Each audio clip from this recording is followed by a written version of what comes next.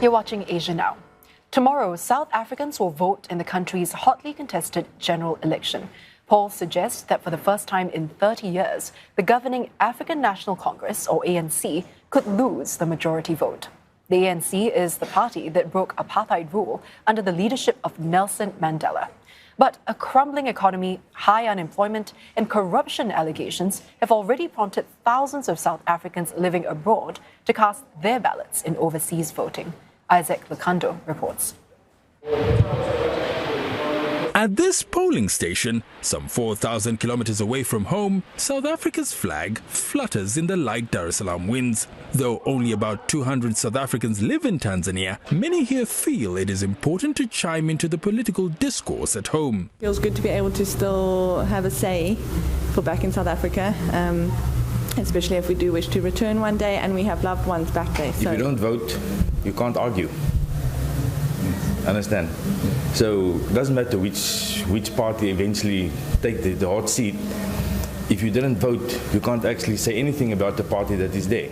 According to the South African Electoral Commission, more than 76,000 nationals registered to vote abroad this year, more than double the 30,000 who registered in the last election in 2019. The surge underscores a sense of urgency in what is shaping up to be a watershed election. 30 years after the ruling ANC transformed from a liberation organization to a political party at the end of apartheid in 1994, it faces growing dissatisfaction from South Africans who feel it has failed to live up to its promises.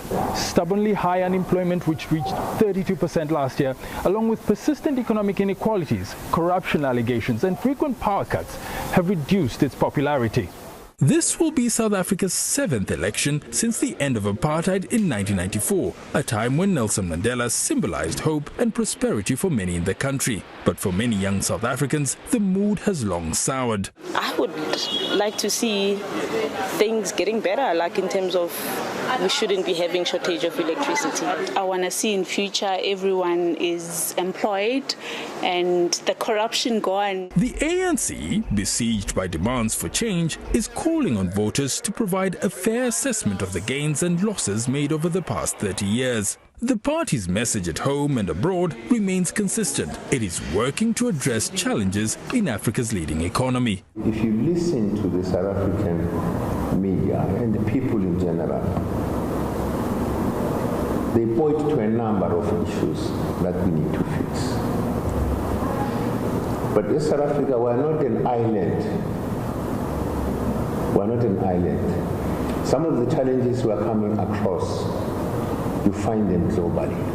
This upcoming election features several notable firsts, including the participation of an unprecedented 70 political parties and the allowance of independent candidates to run for the National Assembly.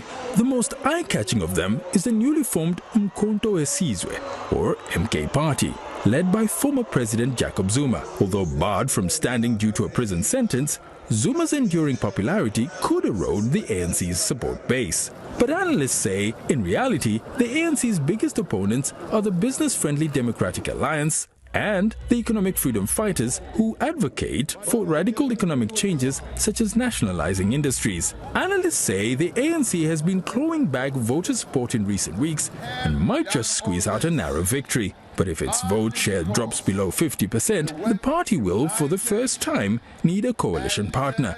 And depending on who the ANC picks, analysts say it could either lead to policy continuity and stability or pull the country into choppy, untested waters. Isaac Lukando, CNA, Dar es Salaam, Tanzania.